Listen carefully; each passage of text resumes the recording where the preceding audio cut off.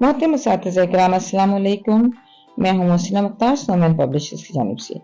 और आज की इस वीडियो में हम नॉलेज व्हील उर्दू सीरीज जो कि प्ले ग्रुप के लिए लिखी गई है उसके सफ़ा नंबर 37 पर बात करेंगे। ये देखिए, ये है सफ़ा नंबर 37। इस सफ़े पर चे का तारुफ दिया गया है, यानी हम इस सफ़े की मदद से बच्चों को हर चे सिखाएंगे।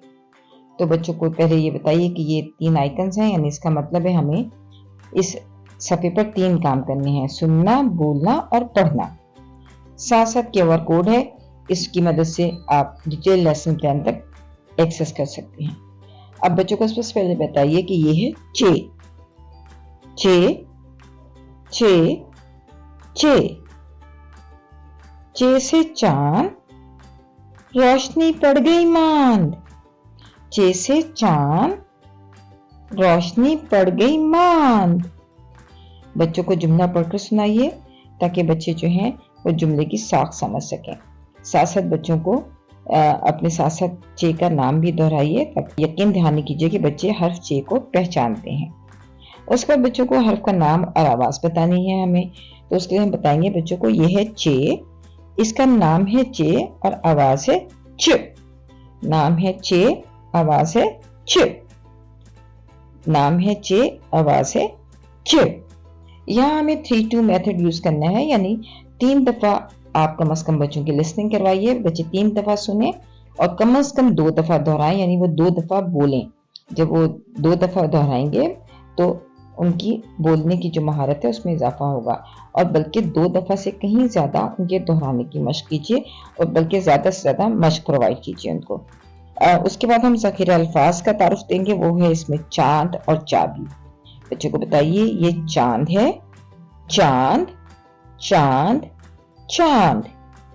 ये चाबी है, चाबी चाबी चाबी। बच्चों से कहें आपके साथ साथ दोहराएं और आप चांद कहाँ है और ये क्या है, यानी क्या और कहाँ की मदद से यकीन दहानी हासिल कीजिए कि बच्चे इन चीज़ों को पहचान गए हैं, इन ऑब्जेक्ट को जान गए हैं, उनका नाम जानते हैं। फिर साथ साथ चांद और चाबी फ्लैश कार्ड पर लिख के बच्चों को साइट रीडिंग करवाइए ताकि बच्चे चांद और चाबी कहीं भी लिखा हुआ पहचान सकें। यहाँ हम कोई हरूफ को तोड़ के नहीं बताएंगे, कोई हिज्जे नहीं करवाएंगे।